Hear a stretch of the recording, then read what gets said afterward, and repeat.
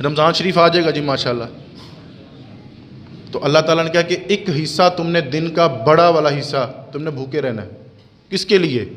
اللہ کے لیے رہنا ہے. اللہ کے لیے روزہ رکھ رہے ہو. ساری عبادتیں کسی نہ کسی طرح سے اللہ کے لیے ہیں، لیکن خاص روزے کی عبادت کو رب تعالیٰ نے خود فرمایا کہ جب میرا بندہ روزہ رکھتا ہے وہ خالص عبادت میرے لیے ہے. تو اتنی بڑی فضیلت ہے. لیکن اس میں بھی آپ ذرا ربط دیکھیں. کوئی بندہ صبح 9 بجے اٹھتا ہے تو وہ یہ نہیں کہہ سکتا کہ میں سحری 9 بجے کرنی. اس کو تہجد کے وقت اٹھنا پڑے گا. تہجد کے وقت اس کو اٹھنا پڑے گا. ارے بھائی یہ آپ کی نظم و ضبط خراب ہے کہ آپ 9 بجے اٹھتے ہیں. اللہ کے رسول نہیں تہجد کے ٹائم اٹھتے تھے.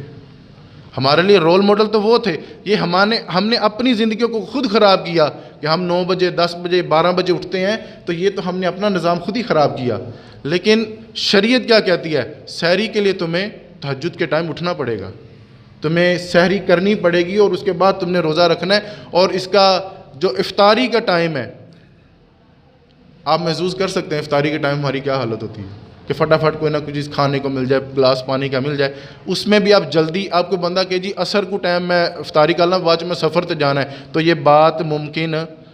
شریعت میں ہر چیز کا ایک نظام ہے، قاعدہ ہے، قانون ہے، ترتیب ہے، نظم و ضبط ہے، اور یہی حسن ہے اسلام کا.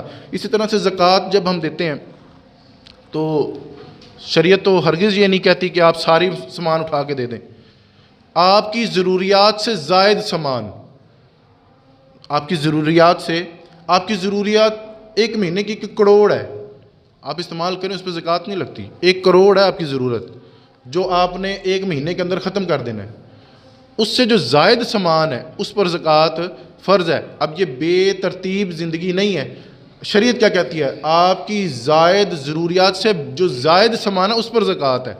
اچھا دینی کب ہے؟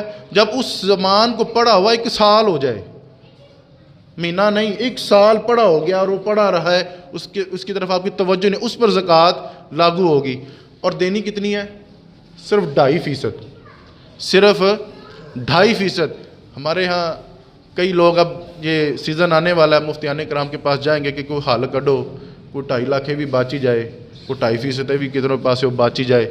دینے کا مزاج نہیں ہے، موڈ نہیں ہے، تو پھر یہ وسوسے شیطان ڈالتا ہے کہ کسی مفتی نو پھڑو، وہ تانوں کوئی سوکھا یا راہ کڈے کہ تہاڈا بھی 2.5 لاکھ باچی جائے. لیکن دینا کتنا ہوتا ہے؟ میں آپ کو مثال دیتا ہوں. 100 روپے کا اگر نوٹ ہو، 100 روپے کا نوٹ ہو، اس کا نمبر والی سائڈ بھی ٹھیک ہے، بابے والی سائڈ بھی ٹھیک ہے، لیکن تھوڑی جی نا نکر پاٹی ہے، نوٹ چل جائے گا؟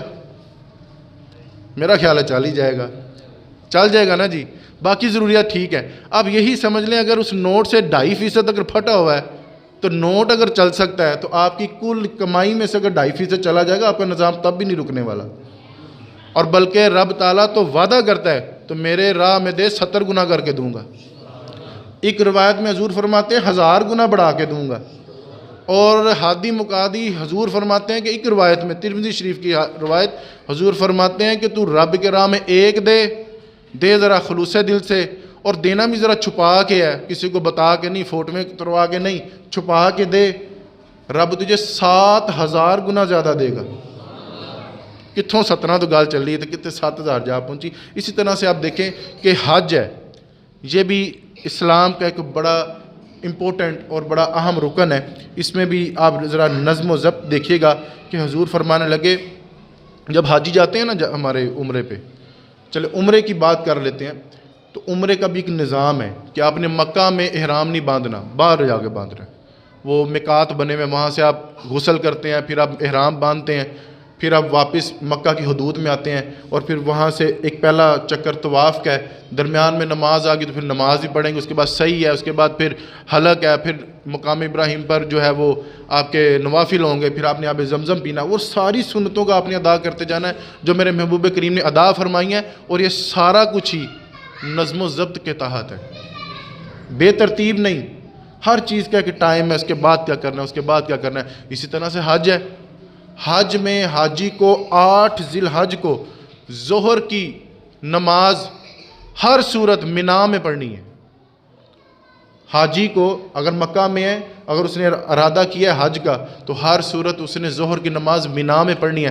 رب تعالیٰ ارشاد فرماتا ہے کہ 9 ذی الحج کو تم نے عرفات کو جانا ہے. اب ذرا ربط دیکھیے، 8 کو مینا، 9 کو آپ آگے عرفات میں یہاں پہ حضور فرماتے ہیں کہ مغرب کی نماز سے پہلے پہلے بھائی تم نے ادھر سے نکلنا ہے اور مغرب عشاء تم نے جا کے مزدلفہ پڑھنی ہے۔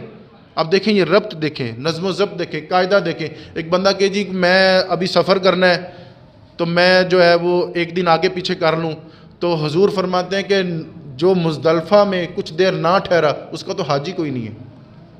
وہ کہتے جی میں بعد میں چلا جاؤں گا، چلو مغرب کی نماز پڑھ کے چلا۔ حضور فرماتے ہیں مغرب ادھر نہیں پڑھنی، مغرب مزدلفہ پڑھنی ہے۔ اگر تم نے مغرب مزدلفہ نہیں پڑھو گے تمہارا حاجی نہیں ہوگا۔ اسی طرح سے 10 ذی الحج کو پھر آپ نے شیطان کو کنکر مارنے ہیں۔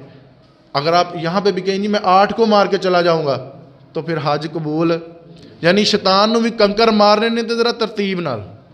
یہ شریعت نے ہمیں اس کا قانون دیا کہ اس کا ایک نظم و ضبط ہے، کوئی چیز بھی بے ترتیب نہیں ہوگی۔ اسی طرح سے جب آپ نے قربانی کرنی ہے، ہم یہاں کی بات کر لیتے ہیں۔ 10 ذی الحج کو ہم نے جناب قربانی کرنی ہے، ایک بندہ 9 ذی الحج کو کر لے یا 8 کو کر لے تو قربانی ہو جائے گی؟ کیوں نہیں ہوگی؟ قاعدہ ہے، قانون ہے، شریعت نے اس کی اجازت نہیں دی۔